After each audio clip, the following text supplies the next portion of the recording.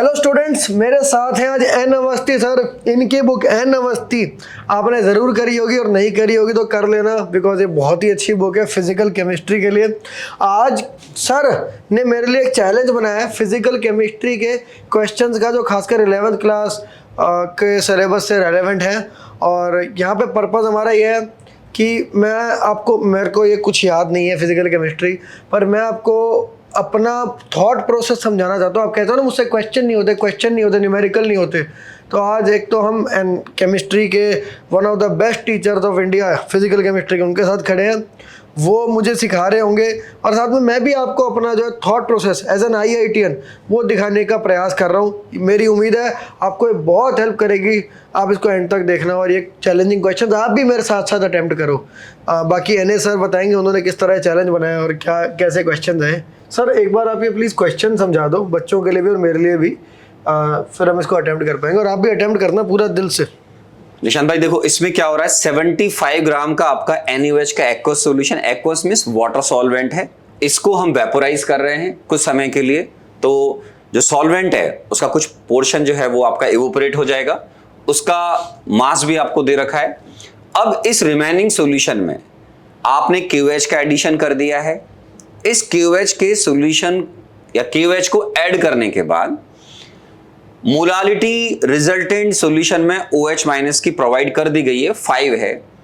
अब आपको फाइंड करना है द वैल्यू ऑफ X कि आपने कितने ग्राम KOH को सॉल्यूशन में ऐड किया था। ओके, समझ गया। मोलालिटी आपको मालूम होना चाहिए क्या होती है, अगर निशांत पूछेंगे तो मैं इनको बता दूंगा मोलालिटी क्या होती है ना, और W/W भी अगर आपको नहीं आएगा तो मैं आपकी हेल्प करूंगा। आपको इससे क्या सीखना है बच्चों कि एक इंसान किस तरीके से अपने अप्रोच को डेवलप करता है। तो IITian आपको मालूम है ना, लेकिन ये भूल चुके होते हैं, आप जानते हैं काफी समय हो जाता है।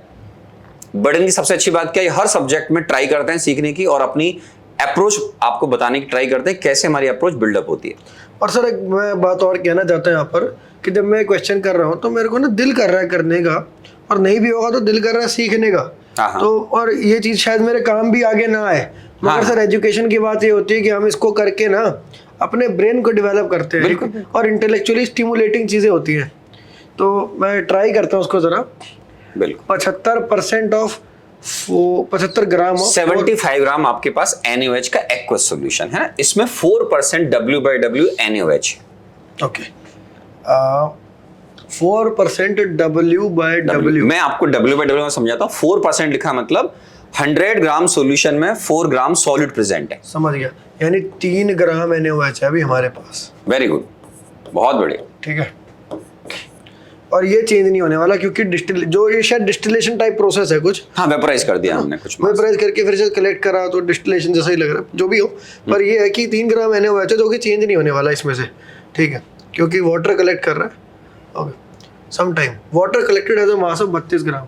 अच्छा, यानी कि पहले 72 ग्राम था, 72 ग्राम 72 ग्राम वाटर ये था, और अब 32 ग्राम पानी निकाल दिया गया है। ठीक है, इसमें से निकाल दिया तो 40 ग्राम रह गया।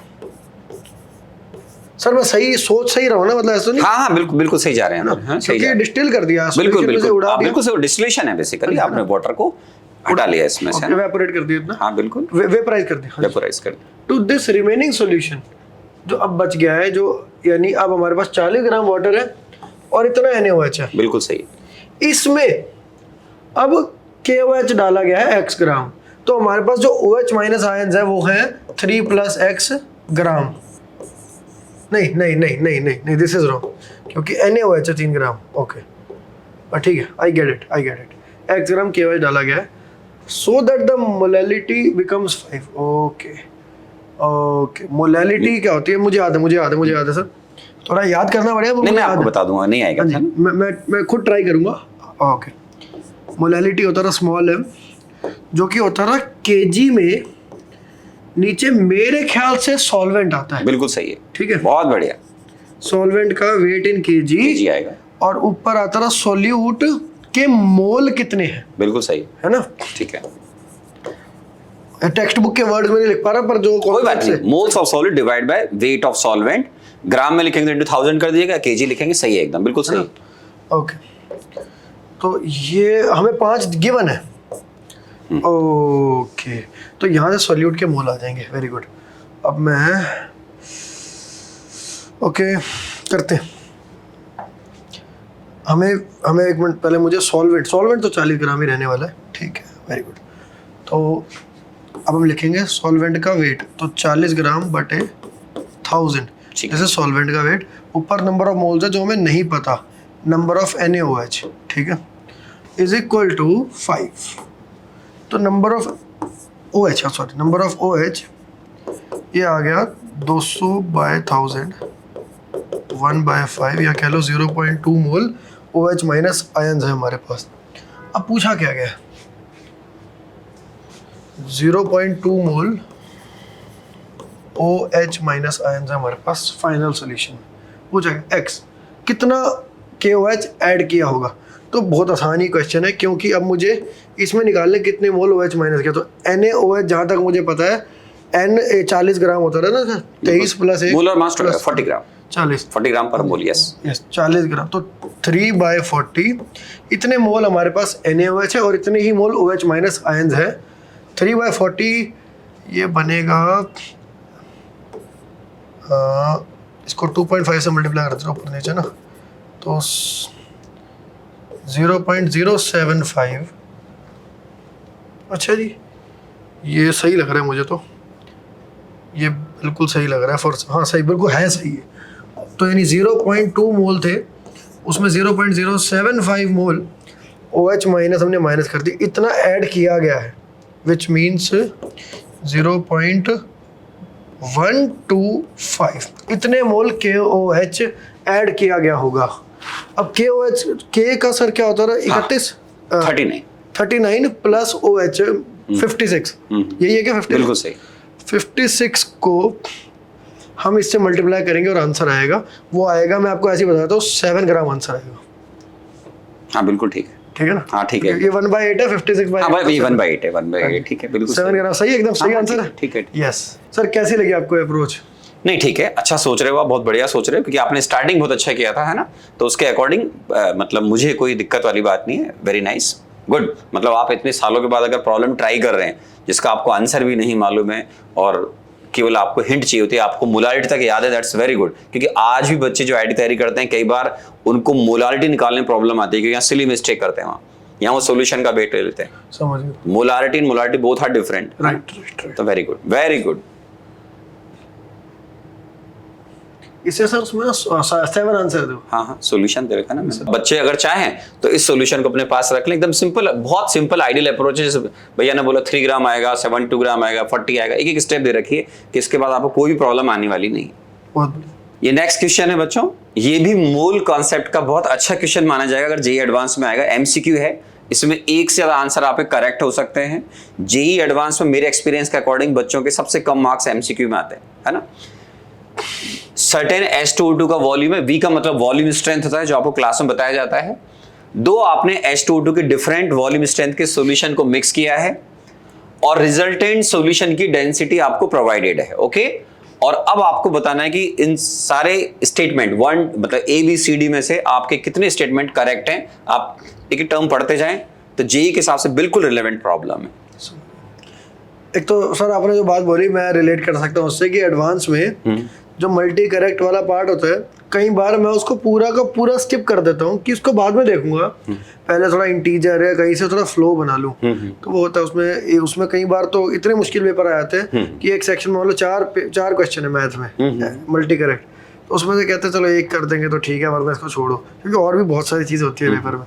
तो इसमें कम अटेम्प्ट। इसमें बच्चों को ये सजेस्ट करता हूं मैं कि जब आपको लगता है कि प्रॉब्लम के अप्रोच आप समझते हैं, तो अगर उसके किसी भी पार्ट में अगर आपको लगता है कि थोड़ा गड़बड़ मामला, उस पर्टिकुलर पार्ट को आप छोड़ दें, क्योंकि उससे क्या होगा, वो गलत नहीं होगा, तो आपको पार्शियल मार्क्स मिल जाएंगे। बिकॉज जेईई एडवांस में पार्शियल मार्क्स की बहुत वैल्यू है, क्योंकि अगर आपने एक भी ऑप्शन गलत कर दिया तो नेगेटिव में चले जाएंगे मार्क्स, और आप 4 की जगह मान लो 2 भी मिल रहे हैं तो पॉजिटिव मार्क्स बहुत काम आते हैं।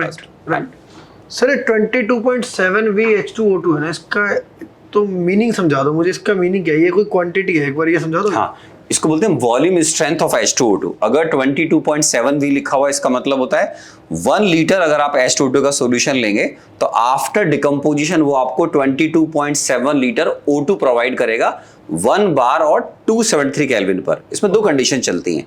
ओल्ड थी 180 और 273 केल्विन, उसको बोलते हैं old STP. Now new STP is 1 bar and 273 kelvin. Okay, तो 1 बार और 273 केल्विन पर उससे हम एक फॉर्मूला बनाते हैं जो आपने पढ़ा होगा, मोलारिटी इज इक्वल टू, आप इसको यूज भी कर सकते हैं, molarity is equal to molarity of H2O2 solution is volume strength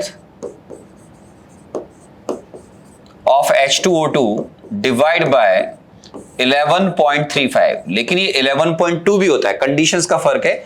ये अगर एग्जाम में मेंशन नहीं है तो ऑब्वियसली ये आज की तारीख में हमारा एसटीपी यही होता है बच्चों, जिसको हम बोलते हैं स्टैंडर्ड टेम्परेचर एंड प्रेशर। तो उस पर एक फॉर्मूला आएगा, और एग्जाम में अगर आपको 1 ATM दे रखा हो एंड 273 केल्विन तो यहाँ पर 11.2 आता है। ओके, इस फॉर्मूला को फिर मैं और समझूंगा बाद में। हाँ। मगर मैं इस पे मुझे समझ आ गया, ये मेरे को यानी ये एक तरह से मोलैरिटी के प्रोपोर्शनल कोई क्वांटिटी है दे रखी, मैं इसको मोलैरिटी जैसा मान के आगे बढ़ सकता हूँ। बिल्कुल। और जब चाहूँ मोलैरिटी 1 मिनट में आ जाएगी। हाँ। ठीक है, तो यानी यहाँ दिखता है कि 2 सोल्यूशन है, एक है 22.7 वाला और एक है 45.4 वाला।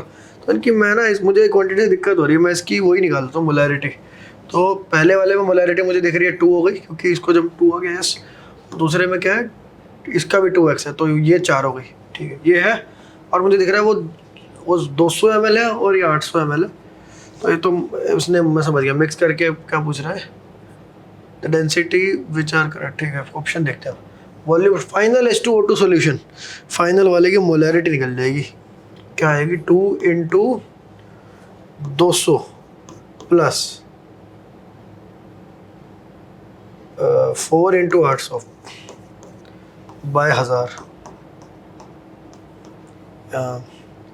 ये रिजल्टेंट सॉल्यूशन की बनेगी कितनी, 3200 और 400 3600 3.6, और वॉल्यूम होएगा 1 लीटर सॉल्यूशन होगा। This is called molarity of resultant solution. Yes, ये मोलारिटी है, मोल पर litre.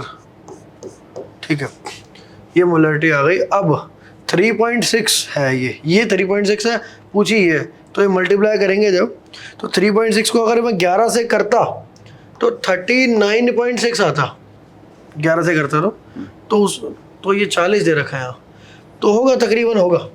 I think this is correct. फिर भी मैं एग्जाम में सजेस्ट करता हूँ बच्चों को आप कंप्लीट कैलकुलेशन करेंगे, करनी चाहिए। ओके, मोलैलिटी पर मुझे एनए सर पे ट्रस्ट है कि वो कैलकुलेशन में हाथ तो नहीं फंसा रहे हो, पता नहीं क्यों। नहीं, ठीक है, फंसा भी सकते हैं वैसे, ठीक है। मोलैलिटी ऑफ, मैं वो चीटिंग नहीं करता कि 40.68 आ रहा उसको 86 कर रहे हैं, नहीं समझ रहे हो? ठीक है। वो सर वो आईआईटी में तो नहीं होता मेरे ख्याल से ऐसा, मेंस में शायद हो जाता है। जेईई एडवांस में एक बार हो गया था, 2R आंसर आ रहा था, उन्होंने 4/2R लिख रखा था। वो तो सर एरर है उनकी तरफ से, एरर हो गया। नहीं, एरर नहीं है, 2R आंसर 4/2 को सॉल्व करोगे तो 4/2R 2R ही आएगा। थर्मोडाइनमिक्स में क्वेश्चन आया था, और कई बार पैनिक में बंदे को, हाँ, बच्चा प्रेशर में गड़बड़ कर देता है, तो गलत। मतलब आपको आंसर 2 आना चाहिए और आपको लिखा हुआ एग्जाम में 4/2, तो वो प्रॉब्लम वाली बात है। Molality of final H2O2 solution is, molality निकालनी है। H2O2 मोलैलिटी क्या होता है, वही कि mole upon weight of solvent. ठीक है, तो इन केजी। तो मोल तो मुझे देखो, अगर ये लीटर ही सॉल्यूशन है तो मोल तो 3.6 ही है। अब मुझे क्या चाहिए, वेट ऑफ सॉल्वेंट चाहिए। वेट ऑफ सॉल्वेंट के लिए मुझे डेंसिटी दे रखी है, तो 1.022 kg। ओके, अब मैं इसको लिखता हूँ ज़रा, 1.022 kg ये है वेट ऑफ सॉल्यूशन, और H2O2 उसमें है 3.6 मोल्स, और H2O2 17 × 34, तो ये हमारा आ गया वेट ऑफ H2O2। ये कितना आएगा, तो इसको मैं मल्टीप्लाई करता हूँ, 34 और ये 36, 4 और 12, तो 144 हो गया। ये आ गया 108 आएगा, 4221 1224 122.4 आ गया। तो ये आएगा किस में, ये ग्राम है, तो -122.4 ग्राम के, नहीं ग्राम है ना, ठीक है। इसको 1000 से डिवाइड करेंगे, माइनस नहीं हो रहा है सर, ये कैलकुलेशन आएगी इसमें। नहीं नहीं, इसको आप ग्राम में कन्वर्ट कर लो, है ना। इसको देखो ग्राम में अभी अभी देखो आपके पास जो ये है ना, वो डेटा आप जो लोगे ना 1.0224 है। देखो मैं डेटा बहुत इजी सेलेक्ट करता हूँ, ओके मैंने 4 और लगाओ यहाँ पे, है ना। और केजी, इसको ग्राम में आप कन्वर्ट कर लो। ओके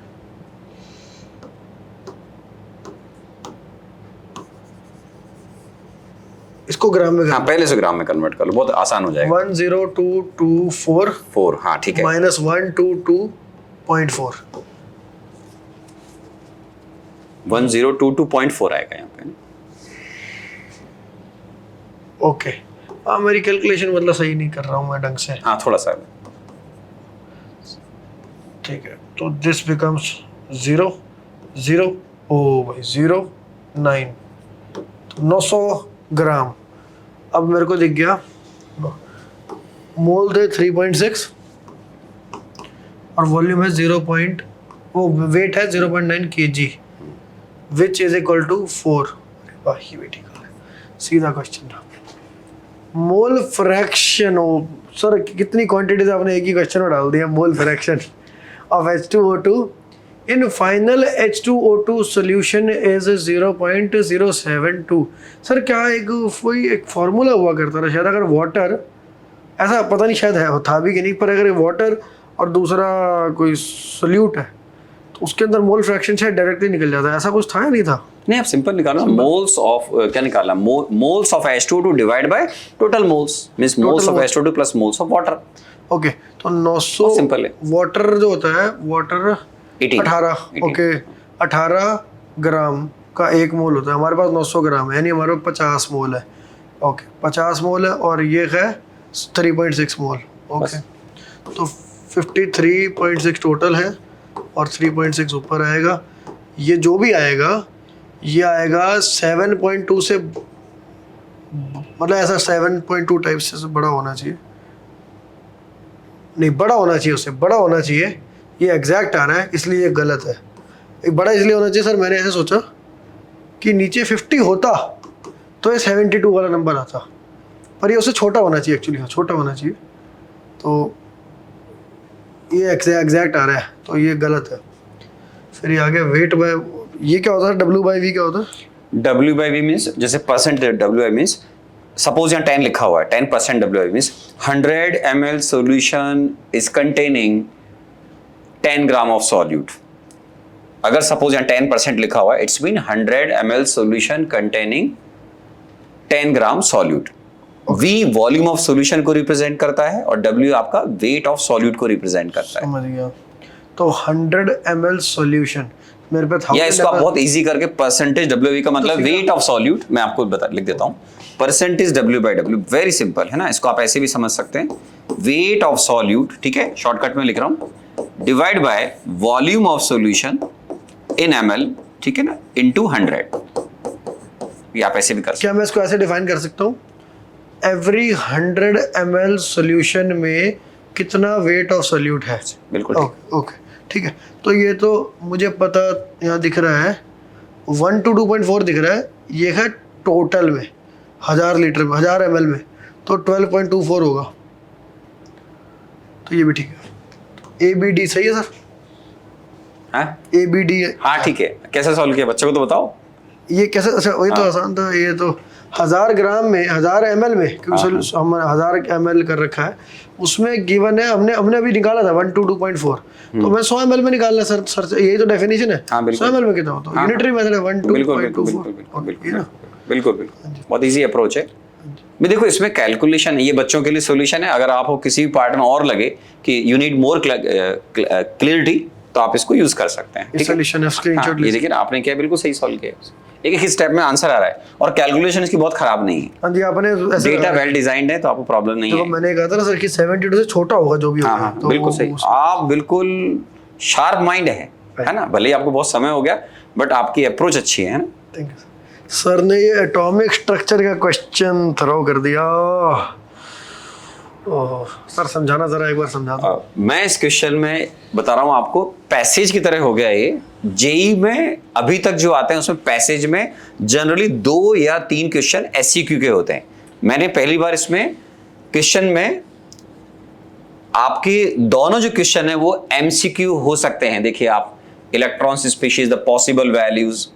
तो निशांत भाई हो सकता है आने वाले टाइम में IIT JEE में ऐसा हो कि पैसेज आए और उसमें 2 क्वेश्चन और दोनों MCQ हों। ये बिल्कुल पॉसिबिलिटी ओपन है। IIT में पैटर्न कुछ फिक्स नहीं होता है, तो उसको ध्यान में रखते हुए मैंने मेरे ही शीट का प्रॉब्लम था उसको इस तरीके से कन्वर्ट किया, मॉडिफाई कर दिया है। सर ऐसे बल्कि ये जो MCQ वाली चीजें मल्टीपल करेक्ट, हाँ, ये मेरे पेपर में हाँ, 16 के में और शायद 15 के में भी आया था, multi correct in comprehension. Yes, अच्छा उस समय आ गया था आपके 16 में मुझे अच्छे से याद है। अभी जो करंट ट्रेंड है उसमें जनरली ये SCQ आते हैं, SCQ हाँ, सब्जेक्टिव भी पूछ सकते हाँ हैं। जी। मतलब इनकी चॉइस है भाई, इसमें कोई गलत कुछ भी नहीं है, मर्जी है सर, अपने को ओपन रहना चाहिए बिल्कुल। लास्ट मोमेंट पे पता चलेगा, बिल्कुल लास्ट मोमेंट पे, मार्क्स भी नहीं मालूम है, बस तीनों सब्जेक्ट के इक्वल होंगे ये मालूम है बस। हाँ जी। अब ये जो क्वेश्चन है मैं आपको थोड़ा सा इजी करता हूँ। सिंगल इलेक्ट्रॉन स्पीशी है समझ गया, जो H या He+ या Li2+ होते हैं, ठीक है। ये इसमें जो इलेक्ट्रॉन प्रेजेंट है वो जंप कर रहा है 3 से 1 लेवल पर, 3 से 1 लेवल पर ये जंप कर रहा है। अब जब इलेक्ट्रॉन आपका ट्रांजिशन होता है फ्रॉम हायर स्टेट से लोअर स्टेट, तो एनर्जी फोटोन की फॉर्म में रिलीज होगी। Emitted photons when pass through a sample containing excited He+ ion. Excited का मतलब है He+ का जो इलेक्ट्रॉन है वो ग्राउंड स्टेट में नहीं हो सकता है। फर्स्ट एक्साइटेड स्टेट का मतलब n की वैल्यू 2, सेकंड 3, तो ये 2, 3, 4, 5, 6 कुछ भी हो सकता है, ठीक है ना। Further excitation to some higher energy level, जो आपका सिंगल इलेक्ट्रॉनिक स्पीशीज का इलेक्ट्रॉन ने जंप लिया 3 से 1 पर, ठीक है। ये 1, 2, 3, ये n = 1, ये n = 2 और ये n = 3, ठीक है। इसमें इलेक्ट्रॉन आपका जब जंप मार रहा है 3 से 1 पर, ये इलेक्ट्रॉन जंप मार रहा है, ठीक है। तो इससे जो फोटोन निकलेगा उसको He+ ने गेन कर लिया। He+ के लिए n का वैल्यू क्या है मालूम नहीं है, लेकिन ये मालूम है कि ये एक्साइटेड स्टेट है, दैट मे बी 2, 3, 4, 5, 6, 7, 8, 9, 10 व्हाटएवर। इसको लेकर अब इलेक्ट्रॉन फर्दर किसी और ज्यादा एक्साइटेड स्टेट में जाएगा, यस, ठीक है ना। मान लो फॉर एग्जांपल ये 5 में है तो ये 6, 7, 8 में जाएगा, 3 में है तो 4, 5, 6 में जाएगा। तो ये अब इलेक्ट्रॉन आपका जब जंप मारेगा यहां से, तो ये स्टेट क्या होगी वो आपको, मान लो N1 है और ये N2 है, आपको दोनों ही नहीं मालूम है, अब इलेक्ट्रॉन जंप मारेगा। ओ भाई, ठीक है ना। तो ये क्वेश्चन हो गया आपका जिसमें ये सिंगल इलेक्ट्रॉनिक स्पीशी कौन है मुझे नहीं मालूम है, वो कुछ भी हो सकता है और भी आगे भी आप जानते हो सकता है ना। और ये इधर ये कंफर्म हो गया कि He+ है, लेकिन मैंने ये नहीं बताया कि इसमें इलेक्ट्रॉन किस स्टेट में प्रेजेंट है। JEE एडवांस के हिसाब से क्वेश्चन, क्या बात है, ये मजेदार क्वेश्चन लग रहा है। इसमें पॉसिबल वैल्यूज मतलब हो सकता है ये कॉम्बिनेशन सही हो सकता है ये कॉम्बिनेशन सही हो सकता है ये कॉम्बिनेशन सही हो, कुछ भी कॉम्बिनेशन इसमें सही हो सकता है। तो देख के वो चक्कर आ रहे हैं। नहीं आराम से सोचिए, टेक योर टाइम, क्योंकि मेरे पे स्टार्टिंग पॉइंट नहीं है, एंड पॉइंट। और मैंने हिंट भी दे रखा है बच्चों के लिए कि एनर्जी आपको किसी भी शेल में कैलकुलेट करनी है तो -13.6 Z²/n², where the value of Z everybody knows atomic number, ठीक है ना। और n जो है आपका वो आपका शेल नंबर हो गया। समझ गया। Okay, very good, got it. Emitted photon when pass through sample containing, उसमें फर्दर एक्साइटेशन होती है। ओके, ये दोनों एक्साइटेड स्टेट है। सिंगल एनर्जी, ओके, ये रिलीज करता है, वो एब्जॉर्ब करता है, उसमें एक्साइटेशन होती है।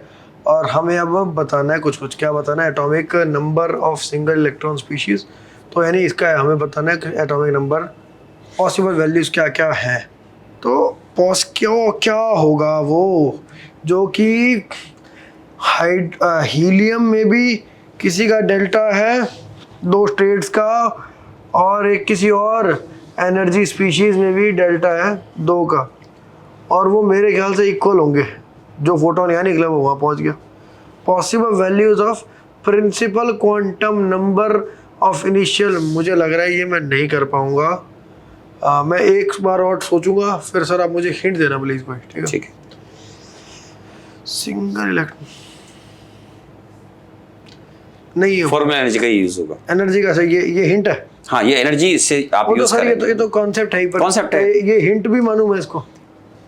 हिंट दूं मैं आपको इस प्रॉब्लम को सॉल्व करने का? देखो हिंट देना ये क्या है कि He+ को इतनी एनर्जी सप्लाई ना हो जाए कि उसका इलेक्ट्रॉन एक्साइटेड से इनफाइनाइट पे चला जाए। हम ये बोल रहे हैं फर्दर एक्साइटेशन हुआ है to some higher energy level, समय, ये इनफाइनाइट नहीं है, वरना Escape नहीं वो हुआ। क्योंकि अगर आपने मान लो इनफाइनाइट पे चला गया तो आपने तो He प्लस का इलेक्ट्रॉन ही बाहर निकाल दिया, वो तो आयनाइज हो गया। हम आयनाइज की बात नहीं कर रहे हैं यहाँ पर, ठीक है। हम ये बात कर रहे हैं किसी भी एक्साइटेड स्टेट में हो, 1 नहीं होगा n का वैल्यू, 3 है तो 4 5 6 से जाएगा। यहाँ n की वैल्यू इजी लैंग्वेज में आपकी जो है वो डेफिनेट वैल्यू आएगी, समझ गया क्योंकि इलेक्ट्रॉन अगर आपका जिस भी एक्साइटेड स्टेट में वहां से अगर इनफाइनाइट जाएगा उसको बोलते हैं आयोनाइज होना, फिर तो He प्लस आपका खत्म ही हो जाएगा, राइट तो वो नहीं करना है आपको, राइट, ठीक है ना। अब हम जब एनर्जी के ट्रांसफॉर्मेशन की बात करेंगे तो ये आपको पॉसिबिलिटीज देखनी पड़ेंगी, जी। है ना, पॉसिबिलिटीज देखनी पड़ेंगी, पॉसिबिलिटीज देखनी, केसेस देखने पड़ेंगे। हाँ। अब जैसे आपने मैंने Z का वैल्यू बोला है, सुनने में अजीब लग रहा है, बट इस क्वेश्चन में क्या हो रहा है, आपको देखना पड़ेगा कि एटॉमिक नंबर इसका क्या पॉसिबल हो सकता है कि जिससे ये एनर्जी जब आए तो He प्लस जो है वो आयोनाइज ना हो जाए। मैं एक चीज कर सकता हूँ कि मैं यहाँ पे बीच में एक लाइन ड्रा करूंगा और एक साइड पे लिखता हूँ कि जो हमने बताया z²/n² था, राइट, -13। हाँ, minus E is equal to, तो पहले केस में डेल्टा E आ गया -13.6 z², और ये आ गया 1/n1 square minus 1/n2 square. n² पहले आएगा ना सर, क्यों नहीं, वो तो minus? आप माइनस, हाँ माइनस हटा दो यहाँ से, अच्छा, हाँ ओके, कोई इशू नहीं है, बिल्कुल ठीक बोल रहे हो, कोई दिक्कत नहीं आती है ना। ओके। माइनस का मतलब एनर्जी रिलीज होती है, प्लस का मतलब एनर्जी जा रही है, कोई इशू नहीं ये है। कर दो। 1/n1 square minus 1/n2 square, है ना, बिल्कुल ठीक है। हमें ये गिवन है कि 3 और 1 है, ठीक है। तो 1 - 1/9 विच इज 8/9, तो 13.6 इंटू 8/9, नहीं, ये n1 n2 मैंने नहीं दिया आप, ये आपने अच्छा ये केवल फर्स्ट पार्ट में है, first यस part में है। 3 1, ठीक है ठीक है, जो एच लाइक स्पीशीज, हाँ हाँ ठीक है, इसमें Z मालूम नहीं है। कलर और ले लेता हूँ। तो z² आ गया, ठीक है। यहाँ तक हम पहुँच गए। दूसरे केस में यही डेल्टा ही है, सेम है। यहाँ पे हमें कुछ भी नहीं, हमें z दे रखा है, Z दे रखा है, He प्लस 13.6 रहने वाला है।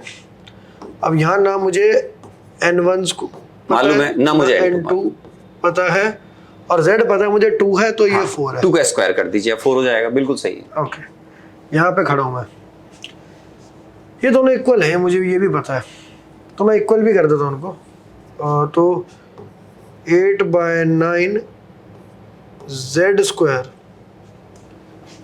Is equal to 1/n1² minus 1/n2 square, और इंटू 4 था तो मैं इसको भी 2/9 कर देता हूँ।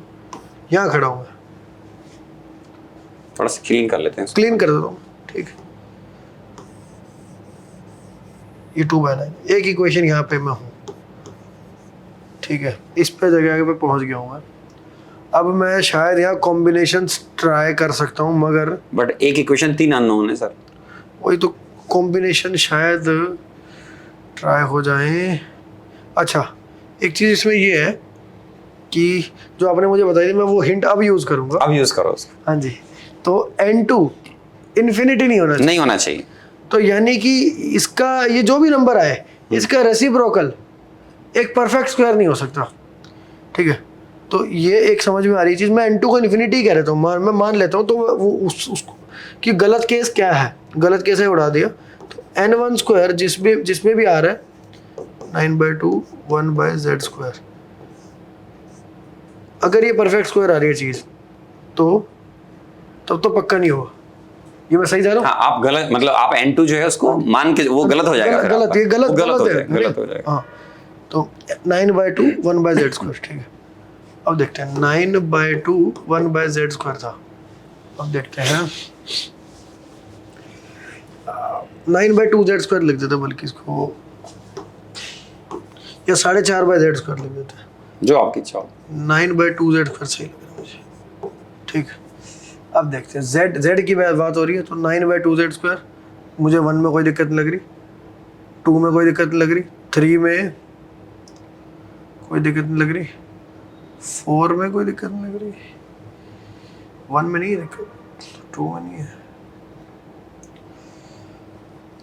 कहीं पे भी परफेक्ट स्क्वायर नहीं बन रहा।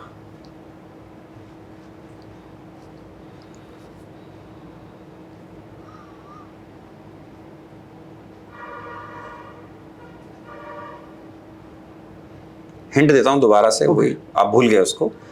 यहां से जो एनर्जी रिलीज होगी वो इतनी ज्यादा ना हो कि ये He+ इलेक्ट्रॉन जो He+ के अंदर एक इलेक्ट्रॉन है, ये उस एनर्जी को लेकर आयोनाइज ना हो जाए, फर्दर He+ He2+ में कन्वर्ट हो गया, आपका वो सिंगल इलेक्ट्रॉनिक स्पीशीज भी खत्म हो गया। तो सर वो उसकी क्या ये कंडीशन यही नहीं बनेगी कि ये जो है नंबर ये परफेक्ट स्क्वायर नहीं होना चाहिए? वो आप रिवर्स जा रहे हो उसमें ना, उसके रेस्पेक्ट में एकदम इजी अप्रोच ये है कि आप जो कैलकुलेशन कर रहे हो उसमें सिंपली चेक करो कि He+ को आयनाइज करने के लिए क्या एनर्जी चाहिए।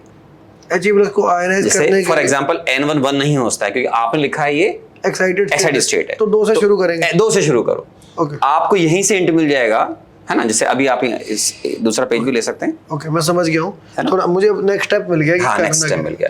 तो आप H पहले एनर्जी निकाल लो। मैं काम करता हूँ, N=2 की एनर्जी लिखता हूँ, फॉर्मूला लिखो, 13.6 Z² ले लेते हैं। Z² हो गया अपना 4 और N² हो गया 2 ही है, तो बस ये है 4 हो गया, ये भी 4 गया 13.6 वहाँ पे अपनी ऐसे इलेक्ट्रॉन वोल्ट एनर्जी होगी। लेकिन ये ग्राउंड स्टेट में होगी। ये आपने n का वैल्यू इसमें क्या लिया, 2 लिया है? 2 लिया सर, 2 लिया, तो 2 में इसकी वैल्यू 13.6 हुई। हाँ जी, -13.6 रहेगा ना। हाँ, वो तो ठीक है। तो -13.6 ये उसकी वहाँ एनर्जी हो गई। अब इसको अगर मैं इक्वेट करूँ अपना जो हमने क्या लिखा था, वो ये जो नंबर आया था 2/9 Z²,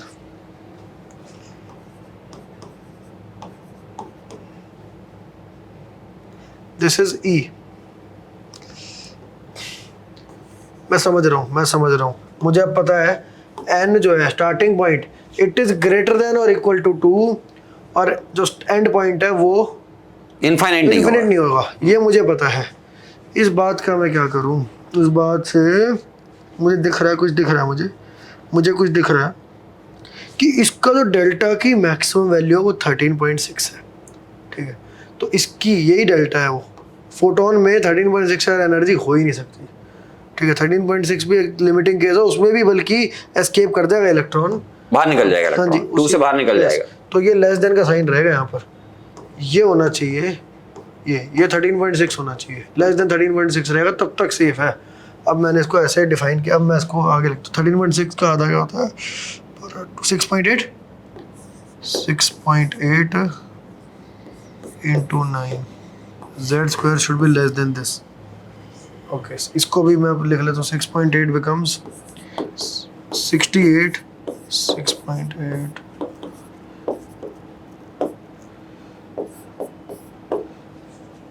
61.2, तो Z² should be less than 61.2। इसमें है ना, बता दूं, आपने 13.6 को छोड़ दिया था।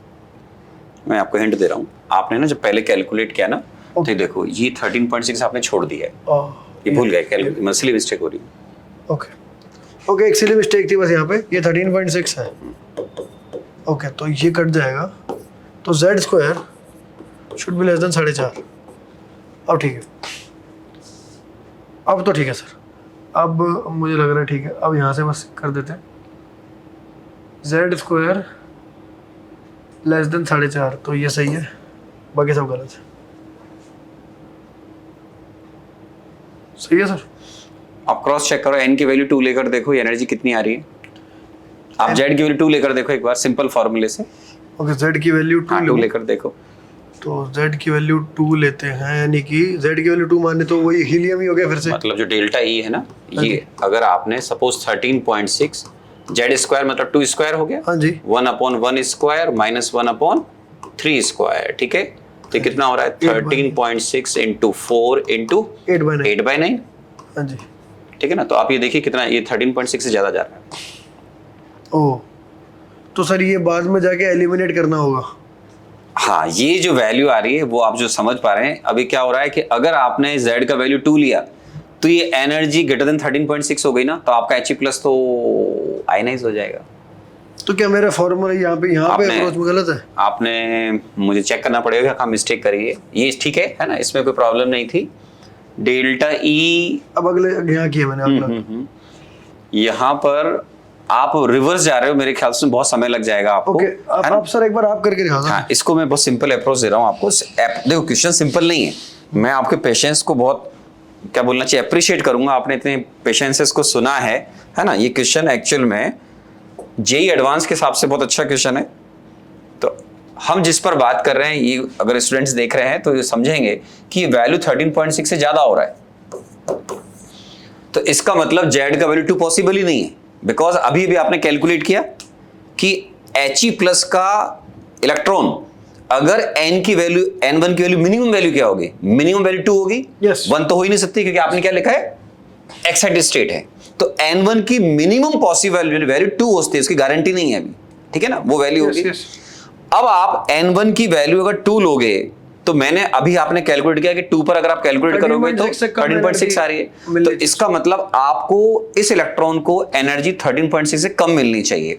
तो अब आपने अगर n की वैल्यू 2 पुट की यहां पर, तो आपको दिख रहा है कि अगर आप n की वैल्यू 2 पुट कर रहे हो, और आगे चला गया शायद, है ना, आई थिंक पता नहीं ब्लैंक पेज चाहते हैं? नहीं, मैं देख रहा था, मैंने कहीं लिखा था कुछ, तो कोई नहीं, चलो अपन उसी पेज पे लौट जाते हैं, है ना। ये देखो, ये वैल्यू 13.6 ज्यादा जा रही है। If z is equal to 2, 3 लोगे तो वैल्यू और बढ़ जाएगी। तो इसका मतलब है ये ऑप्शन हो ही नहीं सकता है जिसमें 2 आ रहा है। एक ही पॉसिबिलिटी आ रही है और वो आ रही केवल किसकी? 1 की। अगर आपने z की वैल्यू 2 भी ले ली तो ये एनर्जी बहुत ज्यादा हो गई। किससे ज्यादा हो गई? 13.6 से। तो आपका He प्लस का इलेक्ट्रॉन यहां से निकलकर इनफाइनाइट पे चला जाएगा। तो सर क्या ये एलिमिनेशन से करना चाहिए था? मतलब ये इसकी अप्रोच से एलिमिनेशन हो गई। इसको आप सिंपल ही करेंगे कि पहले z की वैल्यू 1 पॉसिबल है। आपने जो पहले कैलकुलेट किया ना, वो बिल्कुल सिंपल अप्रोच था, वो एकदम सही है कि n1 की मिनिमम वैल्यू 2 होगी। तो वहां से स्टार्ट करो आप कि मेरे को 13.6 EV, उसको यूनिट की टर्म बोल रहा हूं, EV पर एटम से कम की एनर्जी देनी पड़ेगी। तो यहां से सॉल्व हो जाएगा कि अब आप z की वैल्यू 2 ले ही नहीं सकते, वरना He प्लस का इलेक्ट्रॉन फर्दर आयनाइज हो जाएगा। तो आपको z की एक ही वैल्यू पॉसिबल है, बिकॉज 2, 3, 4 लेंगे तो वैल्यू बहुत हाई हो जाएगी, वो हर कंडीशन में He प्लस को आयनाइज कर देगी। तो only possible value of z is just 1, है ना। अब आपको एक हिंट मिल गया। इसके बाद ये आ रहा है कि possible values of principal quantum number of initial excited level to higher excited energy level. अब आप कर सकते हैं, इस एनर्जी को हम किसके बराबर कर दें? मुझे पहली बार z इक्वल टू 1 पता चल गया है, पता लग गया। अब आपकी प्रॉब्लम सॉल्व हो गई। कैसे सॉल्व हो गई? अब आप क्या करोगे? इसको किसके इक्वल कर दोगे? ये अब आपका आंसर ही आ जाएगा। अब आप क्या करोगे? मेरे को तो वैल्यू पता चल गई, is equal to 13.6 z square He plus confirm है। हाँ जी। 1 upon n1 square minus 1 upon n2 square, जिसमें ये कंफर्म है कि n1 का वैल्यू 1 नहीं हो सकता है। अब आप सॉल्व करेंगे तो कैंसिल हो जाएगा। हाँ जी।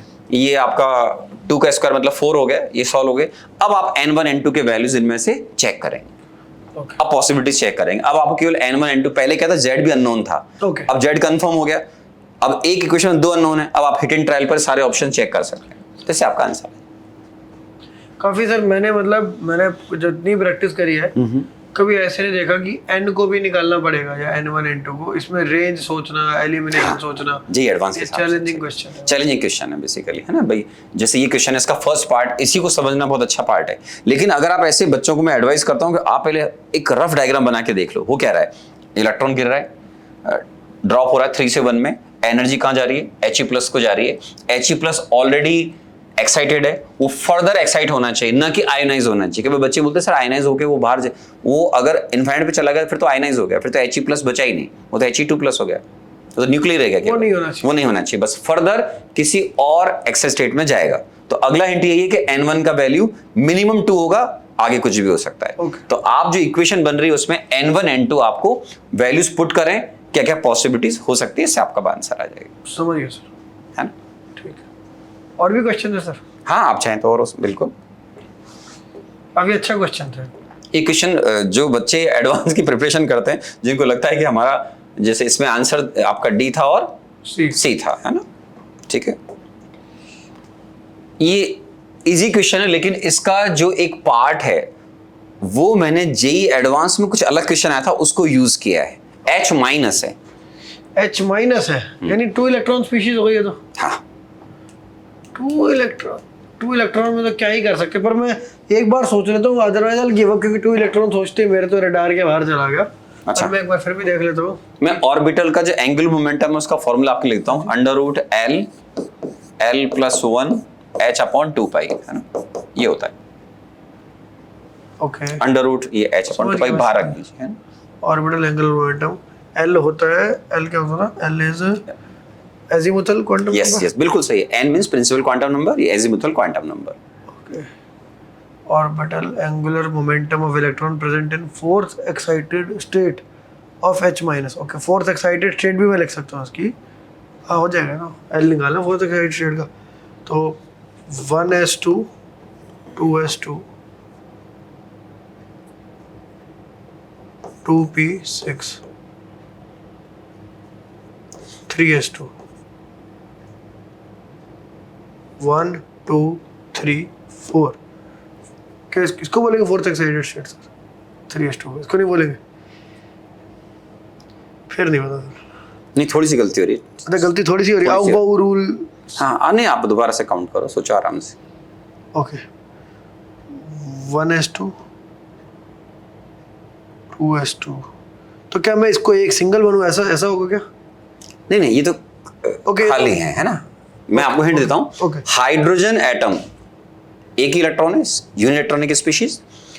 उसमें आप किसी भी शेल में जाएंगे तो सारे सब शेल के अंदर सारे ऑर्बिटल की एनर्जी का लेवल बराबर होता है। That is called degenerate orbitals.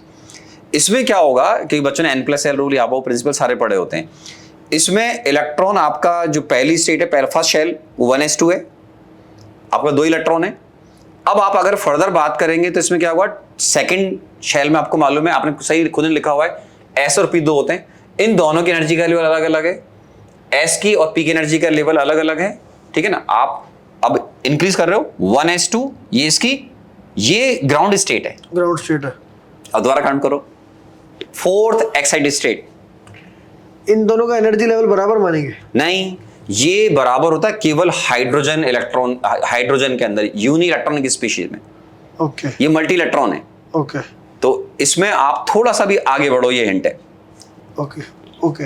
3s2 3p6।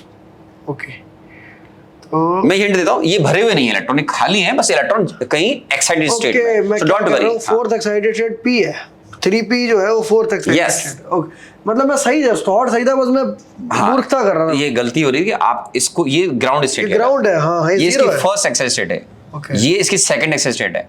Hydrogen में क्या होता है सर, अगर हाइड्रोजन होता निशान भाई, तो ये आपकी फर्स्ट एक्साइटेड स्टेट है, ये चलती समझ गया। है ना, क्योंकि उसमें एक शेल के अंदर जितने भी सब शेल है, जितने भी ऑर्बिटल है, उन सब की एनर्जी का लेवल हाइड्रोजन के अंदर बराबर होता है। लेकिन ये H माइनस है, इसमें इलेक्ट्रॉन्स कितने हो गए, 2, मींस मल्टी इलेक्ट्रॉनिक स्पीशीज हो गए। समझ गया। अब मेरे को ये समझ आ गया, 3p है। p के लिए मेरे को ज्यादा कहा था 0 से। सर p का वो क्या होता है ना? हाँ, मैं हेल्प करता हूँ। S ऑर्बिटल के लिए L का वैल्यू 0 होता है, 1s तो P के लिए L का वैल्यू 1 हो गया, √2h/2 है ना। L का वैल्यू 1 ले लीजिए आप। √2। एक बार मैं बाकी ऑप्शन चेक कर लूं। यस, हाँ, कर लो आराम। B answer. हाँ, ठीक है एकदम। ओके, यार मेरे लिए एक नया कॉन्सेप्ट है। हाँ, थोड़ा सा ध्यान ये रखना वाला, होता है इसमें। इसमें बच्चों को गाइड करता हूँ कि ये जो पार्ट है, ये NCERT मिलेगा, जिसको बच्चे बहुत नॉर्मल लेते हैं और बहुत सिली मिस्टेक करते हैं। तो मैंने इससे क्योंकि सर मैंने ये कभी मतलब ये सब टुकड़ों में पढ़ा हुआ है, पर ये एक ऐसा कॉन्सेप्ट कि जिसको अप्लाई करके क्वेश्चन किया जाए, ऐसे नहीं देखा। हाँ, ये जी एडवांस के हिसाब से। और मैं इसको कॉन्सेप्ट को अगर अपने शब्दों में बोलूँ, आप बताना मैं सही सोच रहा हूँ कि नहीं। इसका मतलब ये है, सिंगल इलेक्ट्रॉन स्पीशीज में तो सीधा सीधा चलता है, वो उसमें मेन जो प्रिंसिपल क्वांटम नंबर है वही मैटर करता है। वही मैटर करता है। सिंपल एग्जाम्पल, बच्चों ने बहुत प्रॉब्लम सॉल्व की है। ग्राउंड स्टेट n की value 1, first excited state n की value 2, second excited state n की वैल्यू 3। तो उसमें जो n की वैल्यू 2 ले रहे हो, वो शेल नंबर है बेसिकली। Shell number. आज बच्चे जानते हैं शेल के अंदर सब शेल के अंदर ऑर्बिटल्स होते हैं। यस। तो सेकंड शेल में जितने भी ऑर्बिटल की एनर्जी का लेवल इक्वल होगा हाइड्रोजन के लिए, सिंगल इलेक्ट्रॉन की स्पीशीज के लिए। ये मल्टी इलेक्ट्रॉन है। और जब मल्टी इलेक्ट्रॉन होता है तो वहां पे ऑर्बिटल बन जाता है। बिल्कुल, आप इंक्रीजिंग ऑर्डर में भर रहे हो ना, 1s2 2s2 p6 कर रहे हो आप, जैसे आप खुद ही कर रहे हो, आप फिलिंग कर रहे हो। इलेक्ट्रॉन ये 2 ही हाँ हैं, जी। लेकिन वो 1s2 में है। लेकिन अब आप बोल रहे हो उसमें, जब आप बात कर रहे हो electron present in fourth excited state बोला है आपने। ओके, तो यानी अच्छा एक चीज मैं लिख के दिखा पूछना चाहता हूँ। मान लो फाइनल इलेक्ट्रॉनिक कॉन्फ़िगरेशन क्या ये हो जाएगी?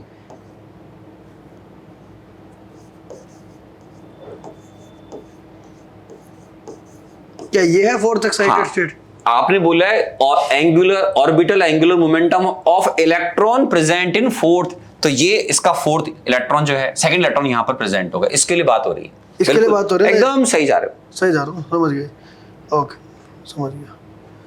ये आ गया अपना। तो देखो, जेई एडवांस के लिए ये ट्रिकी क्वेश्चन है। जरा सी मिस्टेक करोगे, अगर आपको स्टेट क्लियर नहीं है तो आपसे प्रॉब्लम सॉल्व नहीं है, लेकिन अगर आपको मालूम है तो ये प्रॉब्लम आपका विद इन 2 मिनट 3 मिनट आराम से सॉल्व होगा, है ना। मेरे को तो लगता है अगर कॉन्सेप्ट मुझे पता होता 1 है मिनट तो शायद और भी जल्दी 30 सेकंड में हाँ, नहीं लेकिन बच्चों को इजी करना चाहिए कि एल का वैल्यू 1 आएगा, कि सिली मिस्टेक कर दोगे अब 0 1, बच्चों को थोड़ा ध्यान देना चाहिए। अगर कैलकुलेशन में जरा सा एरर हो गया तो ऑप्शंस केवल के एग्जाम ऐसे लिखे होते हैं √2h/π, आपने ध्यान नहीं दिया फिर आपको दिक्कत हो जाएगी फिजिक्स। ये भी अपना एटॉमिक स्ट्रक्चर का आ गया है। सर आप एक बार समझा दीजिए क्वेश्चन बच्चों के लिए भी, ये आप पेन ले सकते हैं। ये बच्चों थोड़ा सा बीटा लाइन का मतलब होता है अल्फा बीटा गामा लाइन। तो आप जिस भी सीरीज की बात करेंगे उसमें n1 का वैल्यू आपको मालूम होना चाहिए। फॉर एग्जांपल बामर सीरीज के लिए n1 का वैल्यू 2 होता है। लाइमन बामर पास्चन ब्रैकेट आपने स्टडी किए होंगे, ठीक है। अब आप बोलते हो बीटा लाइन, तो बीटा लाइन का बामर सीरीज बोलते ही आपका n1 का वैल्यू 2 हो जाएगा, बीटा लाइन बोलते ही n2 का वैल्यू आपका कितना हो जाएगा 4। समझ गया, है ना। अब ये क्वेश्चन आगे डिफिकल्ट इसलिए हो रहा है क्योंकि ये जो फोटोन एमिट हो रहा है इसको एब्जॉर्ब कर रहा है इलेक्ट्रॉन जो हाइड्रोजन एटम के अंदर ग्राउंड स्टेट में है।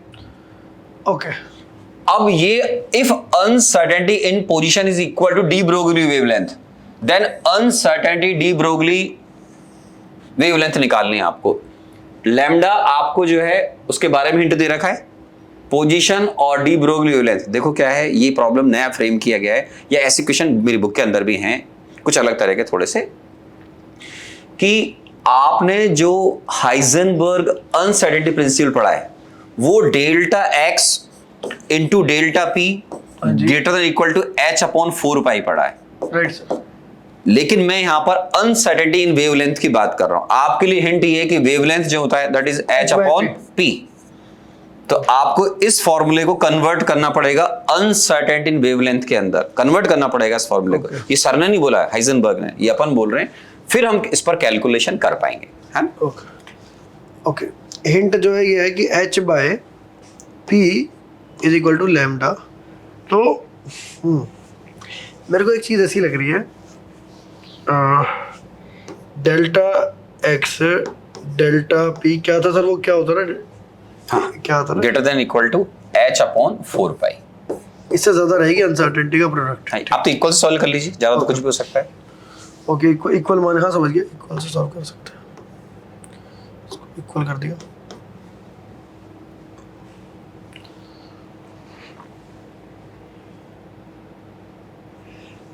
सर देखो वैसे तो मैं इसको थोड़ा मैथ्स यूज करना पड़ेगा, डिफरेंशिएशन की तरह हिंट दे रहा हूं। हाँ, मैथ्स यूज करना पड़ेगा। मेरा दिल तो वही कर रहा है पर पता नहीं, मैं देख लेता हूँ। करो करो, तो इसको दिल की बात माननी चाहिए, दिल की बात माननी चाहिए। ओके तो p is equal to h/λ हो गया। ऐसा तो मैं कर दूंगा डेल्टा p जो आएगा, मतलब dp जो आएगा ऐसे समझ लेते हैं, वो आएगा माइनस h/λ² d लैम्डा। क्या ये मैं सही जा रहा हूँ? हाँ सही जा रहे हो, इसी को डेल्टा बोल देता हूँ, सही जा रहे हो रफली, विच मीन्स अब इन्होंने बोली एक बात है, एक मैं इसको थोड़ा साफ अच्छे से लिख लो, बच्चा भी टेंशन में आ जाएगा। हाँ जी, ये मैं ओके तो डेल्टा p ये हो गया डेल्टा लैम्डा। ओके अब डेल्टा p और डेल्टा x यहाँ नेगेटिव सिग्निफिकेंस नहीं होगा बिकॉज आप वेवलेंथ निकाल रहे हैं, वेवलेंथ नेवर बी नेगेटिव, तो कोई प्रॉब्लम नहीं है। आप just consider only positive sign, है ना। ये भी ठीक है, मेक सेंस। ठीक है, अब यहाँ पर आ जाते ये आपने इसको डिफरेंशिएट किया है, ठीक है, डिफरेंशिएशन किया, यस। अब डेल्टा x, डेल्टा इन्होंने बोला था delta x is equal to delta is equal to de Broglie wavelength, तो ये लैम्डा यानी कि यस। और डेल्टा भी हमें पता है h/λ² delta lambda, h/λ² delta lambda is equal to h/4π। h cancel हो गया, एक लैम्डा कैंसिल हो गया, तो delta lambda is equal to λ/4π। De Broglie wavelength क्या होगी? अच्छा डी ब्रोगली वेवलेंथ क्या होगी? अभी तक अपन सही जा रहे हैं, सही जा रहे हैं। ओके अब मैं इसको कोई मिस्टेक करोगे तो वो अलग चीज है, लेकिन मतलब कॉन्सेप्ट सही जा रहा है अभी एकदम। ओके ये अनसर्टेनिटी इन वेवलेंथ निकाल रहे हो आप, यस, डेल्टा लैम्डा। अब आपको लैम्डा निकालना पड़ेगा, अब मुझे लैम्डा निकालना पड़ेगा। अच्छा अब मैं एक चीज, अब ये यहाँ से शुरू हुआ था और इसका क्या इंटरप्रिटेशन है ये समझने की कोशिश कर रहा हूँ। मुझे लग रहा है मैं फेल हो जाऊंगा वहां पे। नहीं कोई बात नहीं, पर मैं ट्राई करता हूँ, एक ट्राई मारता हूँ। Photon emitted in beta line of बामर series. तो इसकी वेवलेंथ एक गिवन है, फोटोन की वेवलेंथ गिवन है, यहाँ से निकल जाएगी, ठीक है। This photon is absorbed bye an electron present, ठीक है। इफ, अच्छा उसमें भी एच एटम दे रखा है, पता नहीं क्या पता वो भी यूज होता हो। उसमें मैं ये डेल्टा एक जो वो वहाँ पे फोटोन एक्सेप्ट हुआ, ठीक है। अब हमें क्या पूछा, position is equal to de Broglie wavelength, then uncertainty, then delta lambda ही पूछा हुआ है, और लैम्डा है उस फोटोन की वेवलेंथ। उस फोटोन की वेवलेंथ कैसे आएगी, यहाँ से आएगी, ओके पहले यहाँ से सॉल्व कर। ओके, हो गया। ये बामर सीरीज, लाइमन बामर, यानी N2 बामर क्या डिसाइड करता है हमारा, फॉर्मूला बताता हूँ मैं आपको। 1 by lambda is equal to r z square, r z square 1 upon n1 square minus 1 upon n2 square, ठीक है। यस, तो पहले मैं एक बार N1 N2 आइडेंटिफाई करना चाह रहा हूँ। बिल्कुल। बामर के लिए आपका N2 रहना चाहिए 2, ठीक है। N1 2 रहना चाहिए, N1, हाँ। वहां से उसको एक्साइट किया जाएगा, एमिट हुआ है ना सर, हाँ एमिटेड है ना बीटा लाइन, तो एमिट हुआ तो इलेक्ट्रॉन नीचे आएगा, हाँ नीचे आता है, तो फाइनल 2 होना चाहिए, तो N2 2 होना चाहिए सर, N2 फाइनल होता है ना। नहीं अपने यहाँ पे ये पॉजिटिव होती है वेवलेंथ की वैल्यू ले रखिए, तो आपको N1 जो N2 और N1 है ना, ये N2 की वैल्यू N1 से हायर होगी, ओके, तभी वैल्यू पॉजिटिव आएगा ना। ओके, तो अपना इलेक्ट्रॉन ड्रॉप हो रहा है कहाँ से, किसी हायर स्टेट से, लेकिन वो कंफर्म है कि इसमें N1 का वैल्यू आप 2 ही लेंगे। N1 2 है, ओके, N1 N1 2 समझ गया मैं, समझ, ओके। N2 से N1 आ रहा है, वो ऐसे इलेक्ट्रॉन N2 से N1 ऊपर से हायर N1 फाइनल है, हाँ, N1 फाइनल वो स्टेट, हायर एनर्जी लेवल से लोअर एनर्जी लेवल पे आ रहा है। ओके, ओके, समझ गया। वो डिफाइन हमने पहले ही कर रखे लेवल्स, ओके, जैसे फर्स्ट फ्लोर पे आ रहा है वो एक तरह से, हाँ ऐसा बोल सकते हैं। समझ गया, ओके, तो मैं समझ गया। यानी अच्छा बोला, फर्स्ट फ्लोर आ रहा है, ग्राउंड स्टेट मतलब, ग्राउंड फ्लोर मतलब लाइमन सीरीज, इलेक्ट्रॉन कहीं से भी गिरा ग्राउंड फ्लोर पे आ गया, लाइमन सीरीज, ठीक है, माइनस वेरी गुड। N2, अब N2 का क्या सीन है इसमें, देखो N2 बीटा लाइन है, हाँ, alpha line, beta line, gamma line. Alpha line हो गई एक ऊपर, बीटा लाइन हो गई 2 ऊपर, यानी ये 16 हो गया, मतलब 4, बिल्कुल ठीक। ओके, यहाँ तक ठीक है। अब R की वैल्यू क्या होती है सर? नहीं आप सिंपल R की टर्म में रखो, बहुत जल्दी सॉल्व होगा प्रॉब्लम। अच्छा, R Z स्क्वायर रखे, Z क्या था अपना, H तो 4 हो गया, ओके, 4 से ये भी गया, 3/4, 3R/4 आ रहा है। लेकिन देखो इसमें बताऊं, आप जिस डायरेक्शन में जाना चाह रहे हैं, मैं आपको हिंट देता हूं, ये एनर्जी एब्जॉर्ब हो रही है फोटोन में, आप वेवलेंथ निकाल रहे हो, मतलब यही फॉर्मूला डेल्टा ई का होता है, जब आप सॉल्व करते हैं तो डेल्टा ई में आर हट जाएगा ना, ये एनर्जी आएगी, ये एनर्जी एब्जॉर्ब इलेक्ट्रॉन एब्जॉर्ब करेगा, फिर उसके कॉरेस्पॉन्डिंग एक वेवलेंथ आएगी। यस, ये यहाँ इसकी जरूरत नहीं है ना, ठीक है ना। तो आप डेल्टा ई, इसकी जगह मैं बहुत सिंपल करता हूं, एनर्जी का फॉर्मूला लिखो, delta E is equal to, अच्छा सर एक सवाल पूछ रहा हूँ, हाँ इसको हटा दूं, इसको हटा दो, मैं एक सवाल कॉन्सेप्चुअल सवाल पूछ रहा हूँ, क्वांटम मैकेनिक्स का जो डाउट है। ये हमने क्या किया, हम यहाँ पर जो लैम्डा लिख रहे हैं, ये जो लैम्डा लैम्डा जिस फॉर्मूला निकालते हैं, वो बेसिकली इलेक्ट्रॉन का जो फाइनल स्टेट है उसमें उसकी डी ब्रोगली वेवलेंथ क्या होगी, ये वो इसके लिए आपको डी ब्रोगली वेवलेंथ का जो कॉन्सेप्ट है, हाँ जी, कि इलेक्ट्रॉन कौन से ऑर्बिट में चक्कर लगाता है जिसमें वेवलेंथ एसिड इलेक्ट्रॉन सरकमफ्रेंस में फिट हो जाए, MVR = NH/2, हाँ 2πr सरकमफ्रेंस हो गया, is equal to n lambda करना पड़ेगा, ये 2πr = n लैम्डा, यानी बेसिकली सर्कल में एक वेवलेंथ आ रही है, 2 आ रही है, हाँ 2 आ रही है, बिल्कुल बिल्कुल है ना? ओके, ये तो एनर्जी से कैलकुलेशन हो जाएगा इससे, है ना,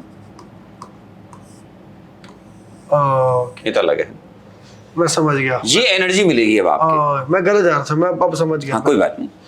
तो अब मैं लिखता हूँ उसको 13.6, इस बार मेरे को दे रखा है, क्या है वो तो वही रहेंगे, ये हाँ, Z भी 4 आएगा, ये आना चाहिए था, अब 12/16 था मेरे ख्याल, जहाँ तक नहीं, आराम से सॉल्व कर लीजिए, अब तक इरेजर यूज कर लिया करो, चलो जो भी करना हो।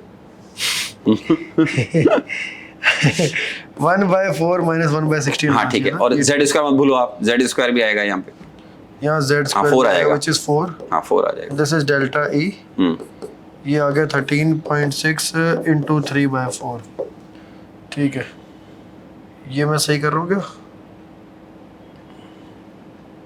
मैं कर ही देता हूँ ना इसको इज्जत से, पहले सर मैं कर लेता था स्किप करके, और नहीं पर फिर भी आपकी प्रैक्टिस अच्छी है, मतलब ऐसी बात नहीं है, you are doing very good, पहले सर मैं छूट नहीं पाता रहा, मुझे अपना क्या है, मैं मिस कर जा रहा हूँ, वो आदत है तो वही स्किप करने की। नहीं बट हाँ जी।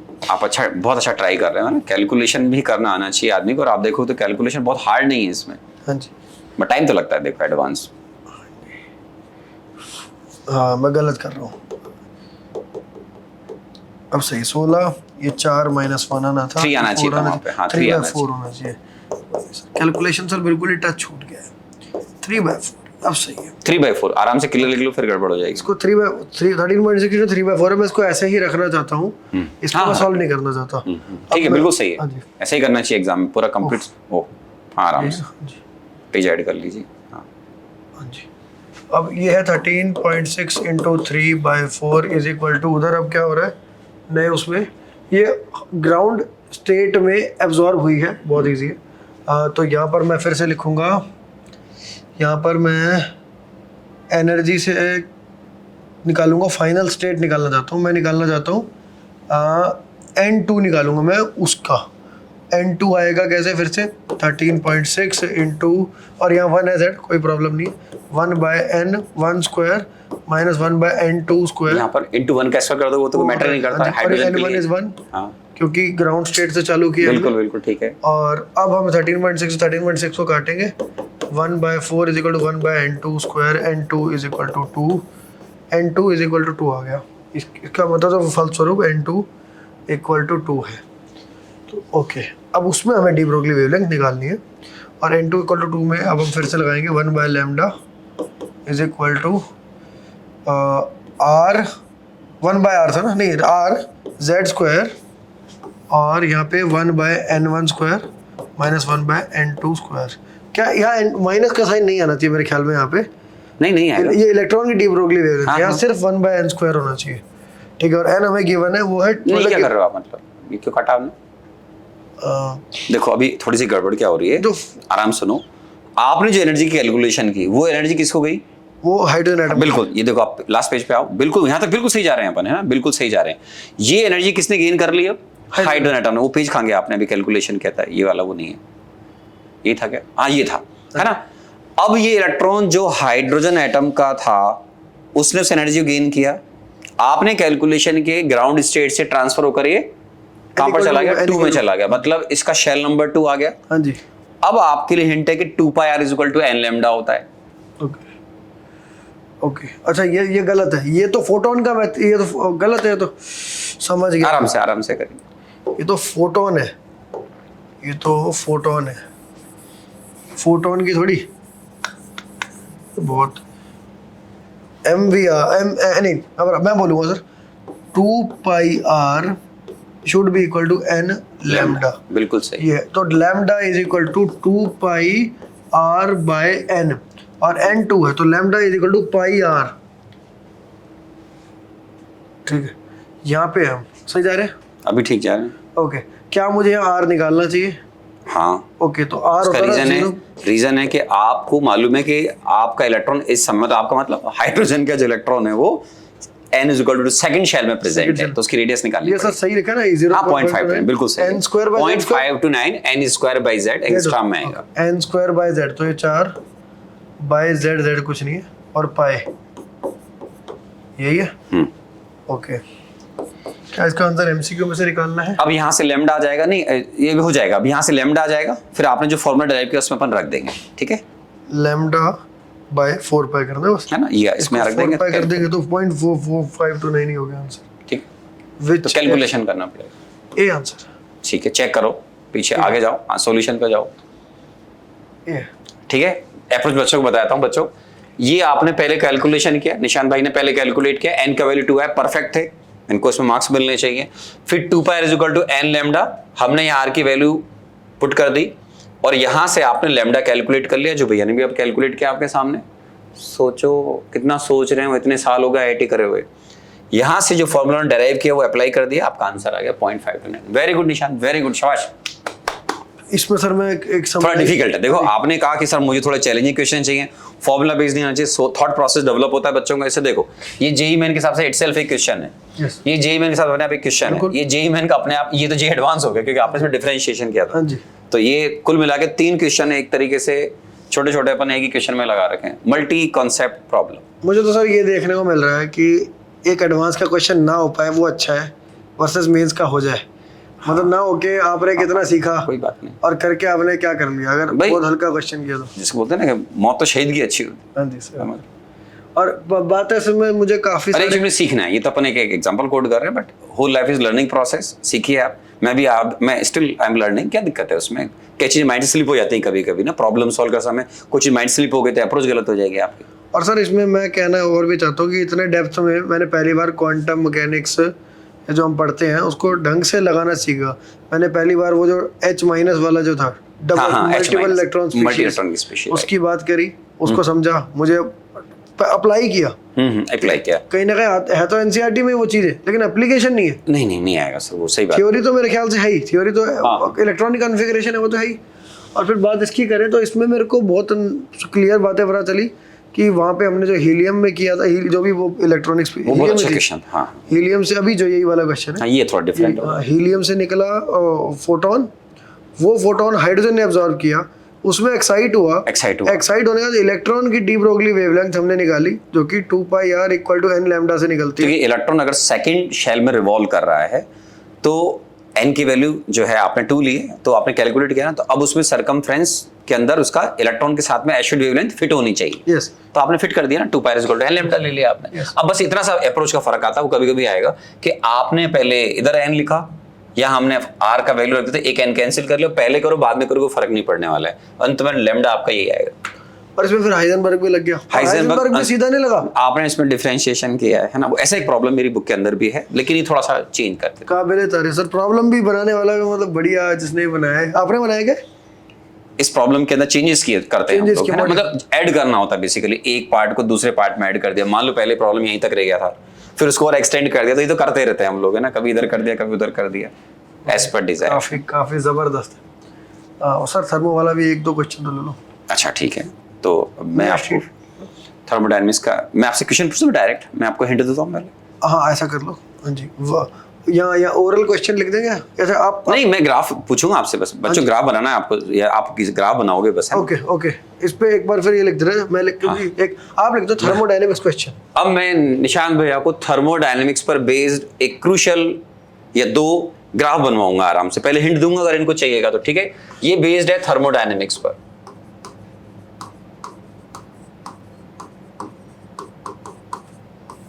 ठीक है, आपको मैं पहले एक रिवर्सिबल प्रोसेस रिलेटेड बात करता हूं, जो आपने फिजिक्स में पढ़ा हुआ है, केमिस्ट्री में पढ़ा हुआ है, कि जब हम पीवी डायग्राम बनाते हैं, पीवी डायग्राम, ठीक है, हाँ जी। तो हम जब गैस का एक्सपेंशन करते हैं, हाँ जी। तो आप इनिशियल स्टेट अगर सेम लेंगे तो आइसोथर्मल और एडियाबैटिक में आपका केवल स्टीपनेस स्लोप का फर्क होता है, ठीक है ना। तो आपने जैसे एक पॉइंट ये लिया और एक पॉइंट ये लिया, है ना, हाँ जी। तो ये 2 अलग अलग पॉइंट आएंगे। पॉइंट मान लो ये पॉइंट ए है, ये पॉइंट आपका बी और सी है, ठीक हाँ जी। है। तो इसमें आइसोथर्म और एडियाबैट आपके अलग अलग होते हैं, यस, है ना। अगर मैं ये एक्सपेंशन के ग्राफ की जगह मैं अगर कंप्रेशन ग्राफ बनाऊं, इस ग्राफ को बनाते समय आपने सेम वॉल्यूम लिया है, तो सेम वॉल्यूम अगर लेंगे तो प्रेशर ऑब्वियसली डिफरेंट होगा, है ना। तो ये देखिए आपका प्रेशर दोनों के अलग अलग जाएंगे, है ना। अब आपको कंप्रेशन पे मुझे पहले तो ये सोचना पड़ेगा आपको कि दोनों ये एक्सपेंशन है। हाँ, ये आइसोथर्म है कि इसमें से कौन सा आइसोथर्म है, कौन सा एडियाबैटिक ए भी है, आइसोथर्म मालूम है आपको? तो कौन सा आइसोथर्म है? एसी है, तो आइसोथर्म ए भी है और एडियाबैट एसी है, क्योंकि ये स्टीपर है। ठीक है, तो ये आपने कहा ये आइसोथर्म है। हाँ जी, मुझे ये भी याद है, इसका -p/v स्लोप है और इसका -γ/p/v स्लोप है। बिल्कुल। और गामा >1 है। हाँ, या फिर आप मैथमेटिकल भी जा सकते हैं कि भाई एक में होता है PV = 1 = कांस्टेंट, हाँ जी। ऐसे भी कर सकते हैं बच्चों की तरह। एक पे PV की power gamma = k, where the value of gamma = greater than 1 always. तो आप सेम फाइनल वॉल्यूम रखते हुए आप प्रेशर अलग निकालेंगे तो आपके दोनों प्रेशर डिफरेंट आते हैं सर, है ना। ट्रू। ये ट्रू है बिल्कुल। ये आपका हो गया P आइसो और ये हो गया आपका P ADI। Yes done. अब आपको इसका सिंपल, कई बच्चों से मैं ग्राफ बनाता हूँ क्लास में ऑफलाइन में, तो मैं बच्चों ग्राफ कॉपी देखता हूँ, तो कई बच्चे बड़ा आराम से बनाते हैं, लेकिन कई बच्चे नहीं बना पाते हैं। वही थॉट प्रोसेस मैं केवल देखना चाह रहा हूँ। इजी पार्ट है, ऐसा कुछ नहीं है क्लास में, लेकिन फिर भी मेजॉरिटी ऑफ स्टूडेंट अटकते हैं इसके अंदर, सोचते काफी ज्यादा है। तो अब हम कंप्रेशन करेंगे। कंप्रेशन का ग्राफ बना रहे हैं और स्टार्टिंग पॉइंट सेम है। हाँ, स्टार्टिंग पॉइंट तो सेम रखेंगे कंपैरिजन करने के लिए। ओके, अब आप सोच लीजिए, ये काफी हद तक फिजिकल केमिस्ट्री का काम और मैथ का क्वेश्चन और सेम रख लीजिए कि फाइनल वॉल्यूम सेम है, ओके, इनिशियल वॉल्यूम सेम है, फाइनल वॉल्यूम सेम है। इनिशियल ये फाइनल वॉल्यूम सेम रहेगी, सेम के फाइनल कंप्रेशन रहेगी तो फाइनल वॉल्यूम तो अलग हो जाएगी, इनिशियल वॉल्यूम सेम होनी चाहिए ना सर। कंपैरिजन दो तरीके से किया जाता है, या तो देखो आप देखो यहाँ पर आपका फाइनल वॉल्यूम ये सेम, फाइनल वॉल्यूम सेम है। अब ओके, देखो कंपैरिजन दो तरीके से होता है, या तो हम फाइनल प्रेशर सेम ले लें या फाइनल वॉल्यूम सेम ले लें। समझ गया। तो फाइनल प्रेशर सेम में तो ये ग्राफ उल्टा बन जाएगा, यही होना चाहिए ना सर। अगर फाइनल प्रेशर सेम करना है, फाइनल प्रेशर अलग अलग आ गया ना, अपना पी आईस और पी एडी अलग अलग आ गया, ये एक्सपेंशन ग्राफ है ना। तो फाइनल इसको उल्टा कर देंगे तो फाइनल प्रेशर यहाँ पे आ हाँ जाएगा। करो, तो, बस यही करना है, आप करो, ये रहा ग्राफ, ये रहा ना। ओके, यहाँ कर दो। ये तो सेम ग्राफ बनेगा एज इट इज अगर फाइनल प्रेशर सेम है तो।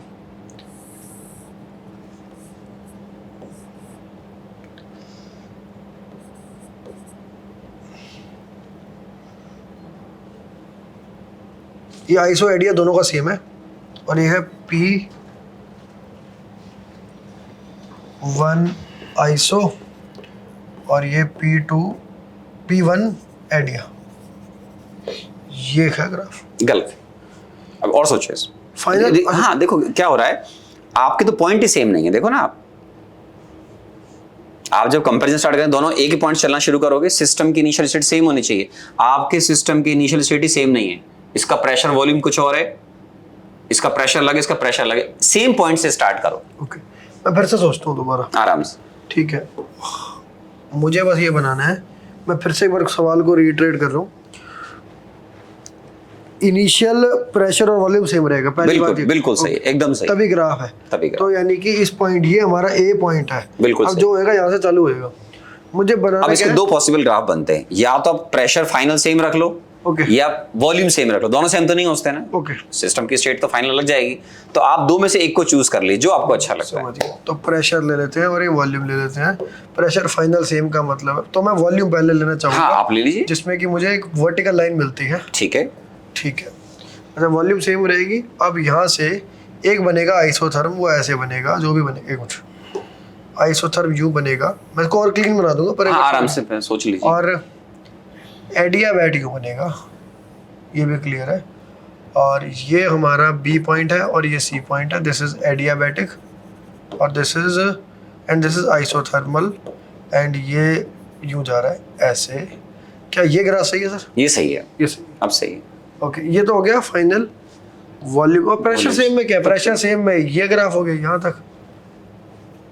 फाइनल, अगर फाइनल प्रेशर सेम है तो ये हमारा सी पॉइंट बन जाएगा, है ना?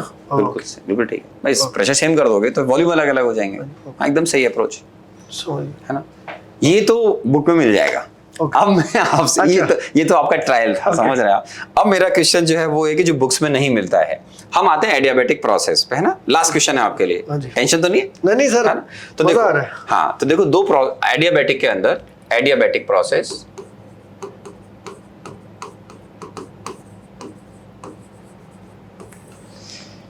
डेल्टा यू आपका डब्ल्यू के इक्वल होता है और डब्ल्यू आपका आइडियल गैस के लिए एन सीवीएम डेल्टा टी होता है, ठीक है ना। यस। सीवीएम को आप एन आर अपॉन गामा -1 भी लिखते हैं इनटू डेल्टा टी। डेल्टा को मतलब T2 - T1।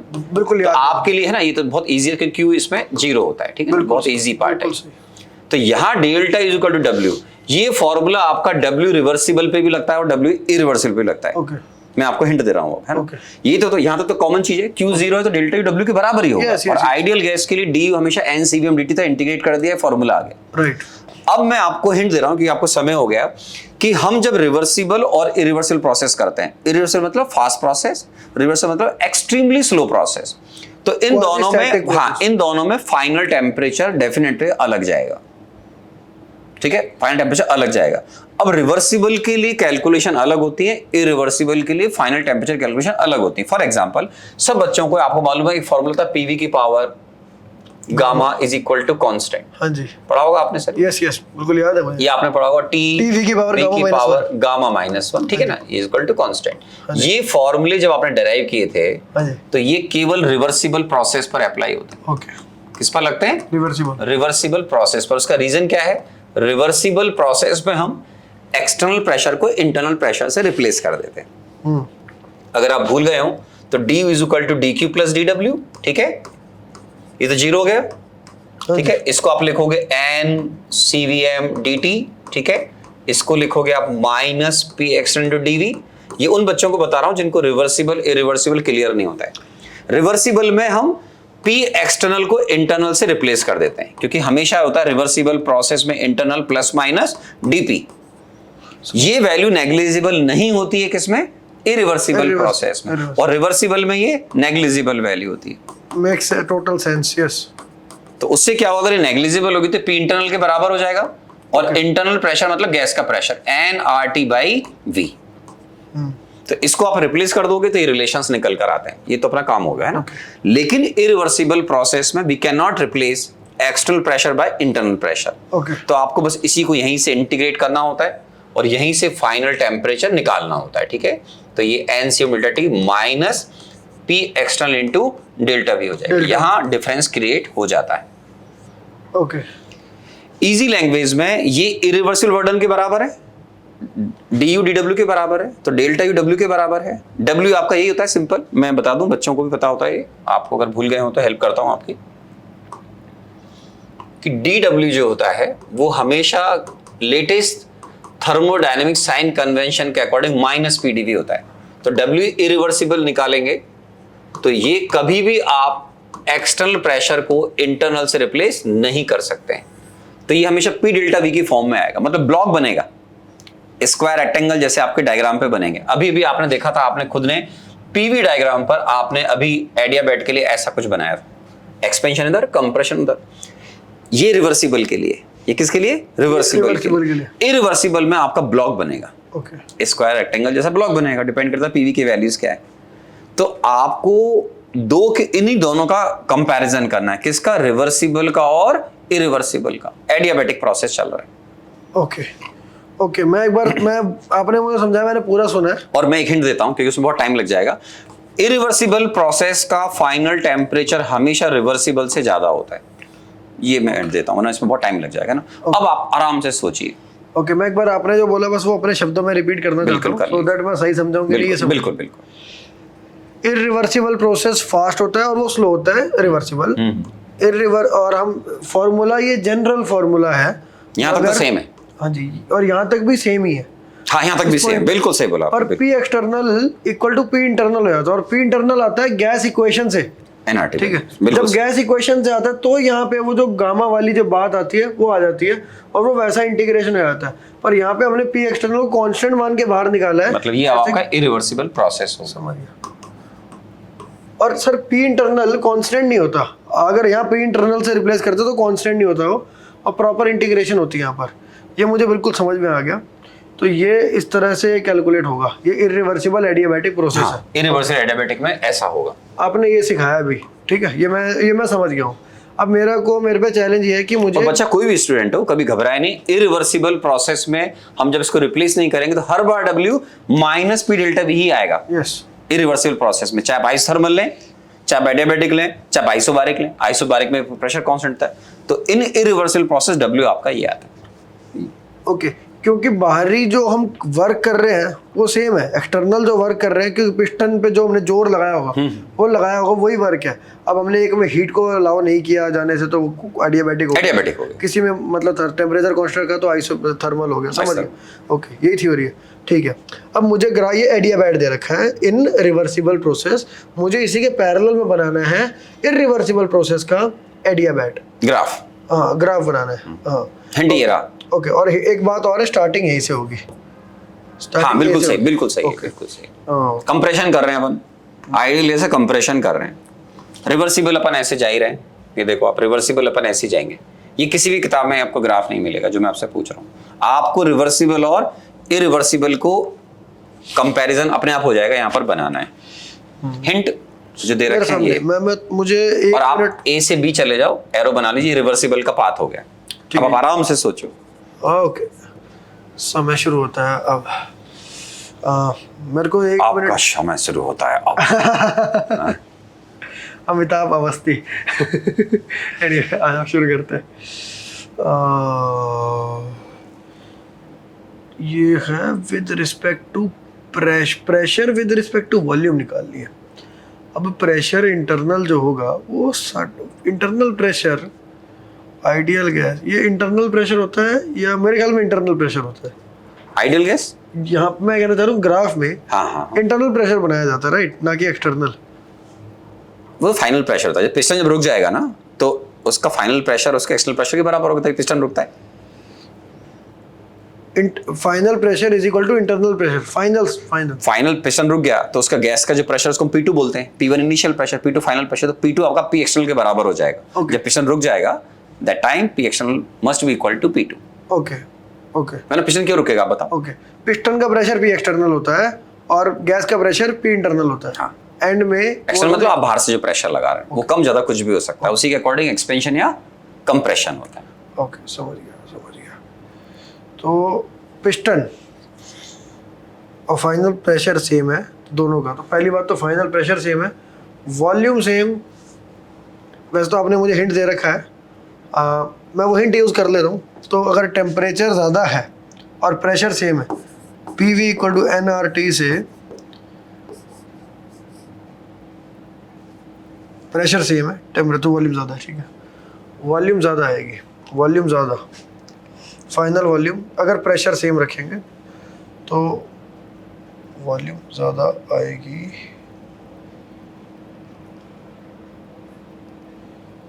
ओके आप दो में से एक कंडीशन ले सकते हैं, या तो फाइनल वॉल्यूम सेम रखना है, फाइनल प्रेशर सेम Okay. रखना है, जो आपको अच्छा लगे। ओके, मैं प्रेशर ही सेम लेना चाहूँगा। आपने वॉल्यूम सेम लिया है, कोई दिक्कत यहाँ नहीं। हाँ कोई बात नहीं, आपने वॉल्यूम सेम वॉल्यूम सेम लेना चाहूँगा। ले लो कोई दिक्कत ओके, नहीं। तो यहाँ प्रेशर ज़्यादा ये V1 हो गया, ये V2 हो गया, है ना। ठीक, यहाँ प्रेशर ज़्यादा होगा, ये जाहिर सी बात है, प्रेशर ज़्यादा होगा।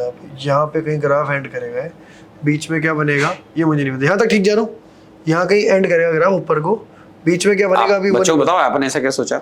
मैंने सोचा ऐसे कि हमने फाइनल वॉल्यूम को कौन सेम माना हुआ है, ठीक है, हाँ क्योंकि कहीं रुके हम वहाँ वॉल्यूम सेम होगा, ठीक है। अब अगर लेकिन टेम्परेचर, सर ने मुझे हिंट के तौर पे रखा है टेम्परेचर ज़्यादा रहा होगा तो फिर प्रेशर ज़्यादा होना चाहिए। अब प्रेशर वहाँ ज्यादा दिख रहा होगा आपको, प्रेशर ज़्यादा है, बी पॉइंट का मतलब आप रिवर्सिबल पे जा रहे हैं। हाँ जी, बी पॉइंट रिवर्सिबल का, इसको सी मान लो, ये सी है, ये आपका इरिवर्सिबल का हो गया, है ना। अब आगे सोचो आप, यानी यहाँ तक एंड पॉइंट्स क्लियर है, एंड पॉइंट क्लियर एकदम सही है। ओके, बीच में क्या हुआ होगा, volume pressure, pressure volume, pressure volume, pressure volume, PV PV PV pressure volume. Adiabatic है, हिंट ये रहा, ये हिंट है, वर्क इरिवर्सिबल, वर्क से work irreversible is P external delta V। Work irreversible होता है PV ग्राफ का इंटीग्रल, पर वो तो वो नहीं वर्क होता है, PV ग्राफ का इंटीग्रल होता है, वो तो इंटरनल वर्क होता है ना।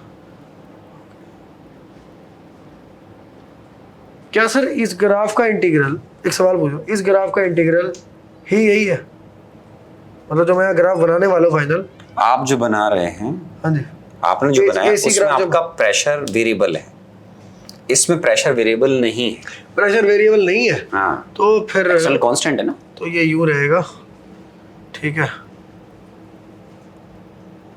और ये यूं रहेगा बस। ये। और इसमें एक बहुत बड़ा कंक्लूजन है जो किसी भी किताब में मेरे ख्याल से अभी नहीं होगा, आप इसमें ठीक से देखो, कलर से देखो, बढ़िया फर्स्ट क्लास कलरफुल। ये रिवर्सिबल का पाथ है, हाँ जी, ये इरिवर्सिबल का एक्सपेक्टेड पाथ बोलते हैं, बिकॉज ये प्रोसेस फास्ट होता है। फास्ट बच्चे समझेंगे कौन सा वर्डन ज्यादा है। बहुत ज्यादा है वो, W irreversible is greater than W reversible। क्या कर रहे हैं, आइडियल गैस कंप्रेशन। अगर IIT एडवांस में कभी आ जाए तो ताज्जुब मत करना। सो वेल डन, आप अच्छा सोचते हैं, ठीक है, अपन थोड़ा आउट ऑफ टच हैं, बट बहुत बढ़िया अप्रोच है, सोच से अच्छा हो। और जो मैंने बोला ना इरिवर्सिबल प्रोसेस में, देखो ये वेरिएबल नहीं होता है, क्योंकि वेरिएबल होता फिर आप इसको इंटरनल प्रेशर से रिप्लेस ही कर देते हैं, है ना। तो इसमें आपका जो P एक्सटर्नल है कभी भी इंटरनल प्रेशर से रिप्लेस नहीं किया जाता है, रिप्लेस नहीं किया जाता है। तो ये पार्ट जो है बहुत इंटरेस्टिंग है, बट अब कंक्लूजन बड़ा इंपॉर्टेंट है, जे एडवांस के हिसाब से कभी भी आ सकता है, आज तक आया नहीं पर आएगा कभी ना कभी सर।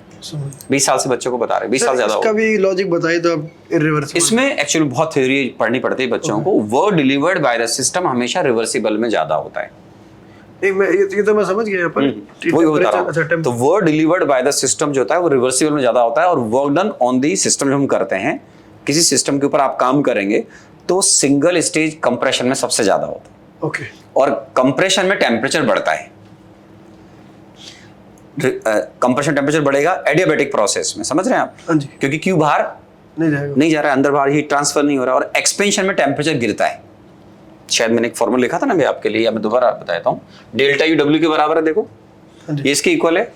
तो आपका डेल्टा यू डब्ल्यू का मतलब होता है अगर आप सिस्टम पे काम करोगे तो उसकी इंटरनल एनर्जी बढ़ेगी। डब्ल्यू प्लस है, डब्ल्यू प्लस का मतलब एडवांस थर्मोडायनेमिक्स में, लेटेस्ट थर्मोडायनेमिक्स में डब्ल्यू प्लस मतलब सिस्टम पे आप काम कर रहे हो, आप सिस्टम के ऊपर वर्क कर रहे हो, तो उसकी डेल्टा उसकी इंटरनल एनर्जी बढ़नी चाहिए। उसकी इंटरनल एनर्जी बढ़ने का मतलब उसका टेम्परेचर बढ़ेगा, डेल्टा टी पॉजिटिव। और या ज्यादा वर्क कर रहे हैं तो ज्यादा टेम्परेचर बढ़ेगा, है ना? आप जितना ज्यादा वर्क करोगे उतना ज्यादा टेम्परेचर बढ़ेगा। सिंगल स्टेज कंप्रेशन वर्डन सबसे ज्यादा आता है। वर्क का मतलब वर्क का कहीं लॉस नहीं हुआ, हाँ, हीट के फॉर्म में, हीट की फॉर्म, तो वो सारे इंटरनल, मैं इसको ऐसे बोली एनर्जी का कहीं लॉस नहीं हुआ हीट की फॉर्म में। ओके, जो वर्क के तो बस W सीधा डेल्टा यू के बराबर है। ओके, डेल्टा यू के बराबर है डायरेक्टली, क्योंकि Q जीरो है, क्योंकि आइसोलेटेड सिस्टम है।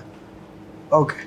और अगर आप इसको रिवर्स लेंगे तो टेम्परेचर गिर जाएगा, टेम्परेचर गिर जाएगा, समझ गया। एडियाबैटिक एक्सपेंशन टेम्परेचर गिरता है तो ये कहना तो सही रहेगा ना सर कि इरिवर्सिबल में वर्क ज्यादा है, रिवर्सिबल में कम है, इसलिए टेम्परेचर चेंज कंप्रेशन में हम W प्लस ले रहे हैं। हाँ जी, कंप्रेशन में भी कंप्रेशन में, पर मैं कह रहा हूँ क्योंकि इरिवर्सिबल वर्क ज्यादा है तो डेल्टा टी भी ज्यादा है। हाँ, इस वजह से T irreversible is higher than T because both are equal, right? Okay, got it, very good, amazing. मतलब ये बहुत ही लॉजिकल कॉन्सेप्ट्स हैं। हर चीज बड़ी, मतलब जैसे मैथ में जुड़ी हुई होती है वैसे ही इसमें कोई एक्सेप्शन नहीं है। नहीं, इसमें हाँ साइंस समझो, कोई कुछ मजाक नहीं हो रहा है इसके अंदर, ठीक है ना?